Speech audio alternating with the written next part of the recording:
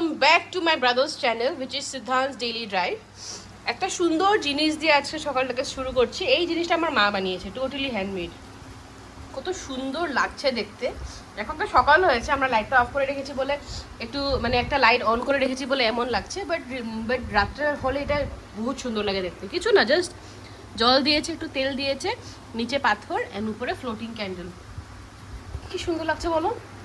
চলো এখন লাইটটা অন করে দেখাচ্ছে একটা জিনিস আপনাদেরকে।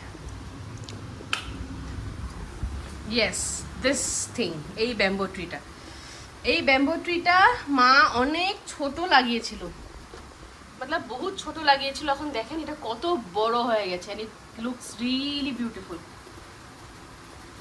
তাই না বলুন? কত সুন্দর। এন্ড ব্যাম্বো ট্রির পাশে কে আছে? আমার বাবা। আমার বাবার সাথে তো আপনাদের পরিচয় হয়নি, অনেক মানুষ আমার বাবাকে চিনো, বাট যারা চিনো না, হি ইজ সুবীর কুমার সরকার। আমার বাবা খুব জলি ছিল। আপনারা যারা জানেন ওরা হয়তো জানেন যে হাউ হি ওয়াজ, কেমন ছিল, কেমন জলি করতো, কেমন ফান করতো, কথা বলতো। এখন বাবা কোনো এক জায়গায় বসে আমাদেরকে দেখছে, আশীর্বাদ করছে। বাবার জায়গাটাও মা এমন করে সুন্দর করে সাজিয়ে রেখেছে।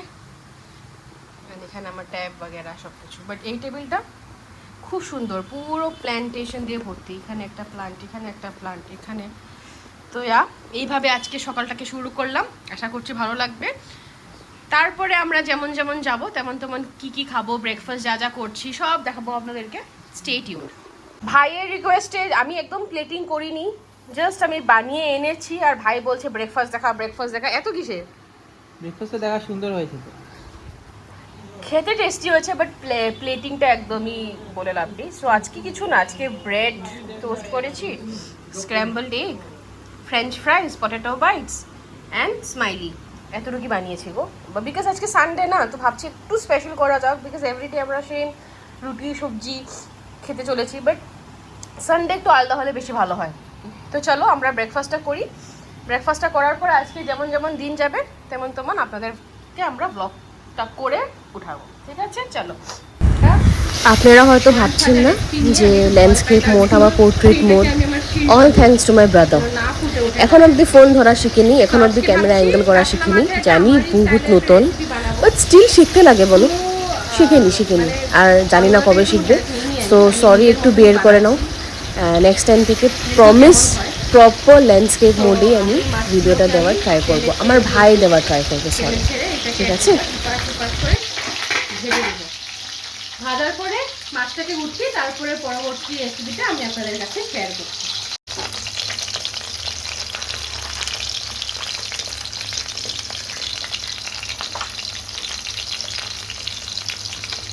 এখানে দেখতে পাচ্ছ মাছ ভাজা হচ্ছে, আর এখানে আমি সব মশলাগুলো রেডি করে রেখেছি। কি কি করছি আমি আপনাকে বলে দিই। এটা হলো পেঁয়াজ বাটা, টমেটো বাটা, পোস্ত বাটা, আর এখানে আদা রসুন বাটা। তো এই সব মশলা এখানে ইউজ হবে এই মাছ তরকারিতে। তো মাছগুলোকে আমি ভেজে নিই, কাঁচা মাছও আছে, মাছগুলোকে ভেজে নিই, তারপরেটা আমি আপনাদেরকে দেখাচ্ছি। দেখতেই পাচ্ছ আমার মাছ ভাজা হয়ে গেছে। এখন আমি এখানে ফোড়ন দিব। ফোড়নে আমি দিচ্ছি গোটা জিরে, শুকনা লঙ্কা, তেজপাতা। বাস,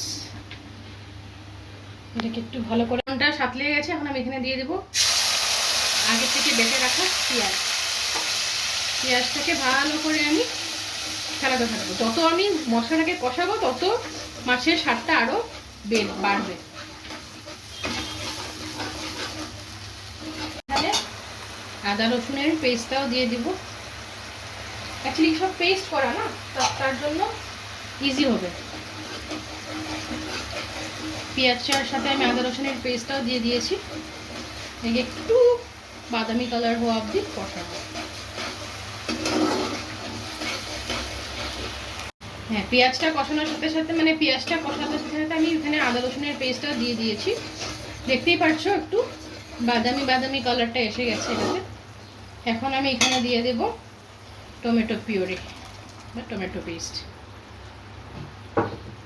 টমেটো পেস্টটা দিয়ে ভালো করে আমি কষাবো।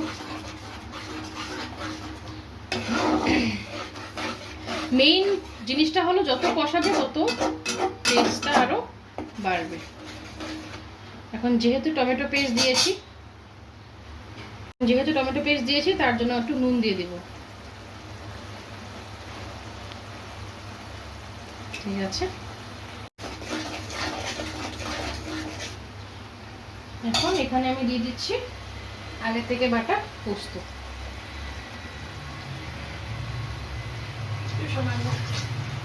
জল নিয়ে এখন এটাকে ভালো করে কষাতে হবে আমাদেরকে কম আছে।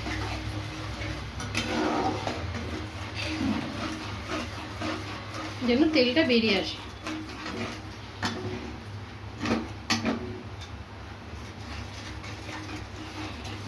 আমি একে একে দিয়ে দেব হলুদ গুঁড়ো, তার সাথে আমি এখানে দিব শুকনো লঙ্কার গুঁড়ো,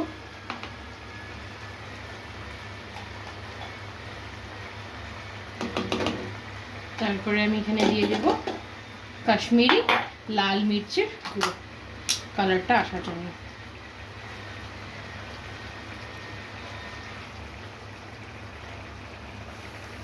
বাস, একটু সামান্য একটু নুন মনে হচ্ছে লাগবে।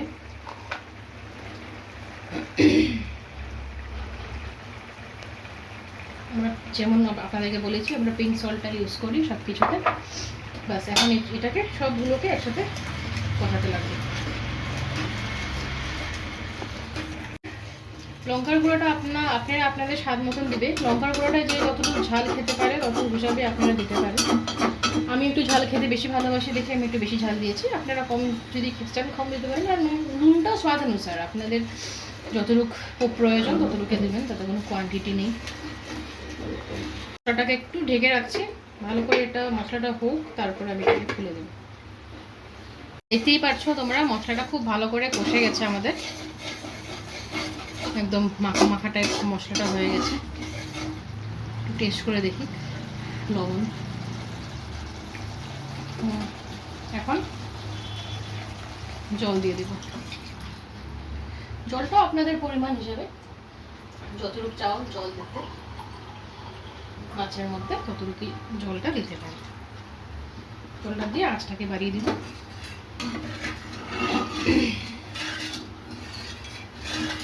ব্যাস, এখন মাছগুলোকে ছেড়ে দেব।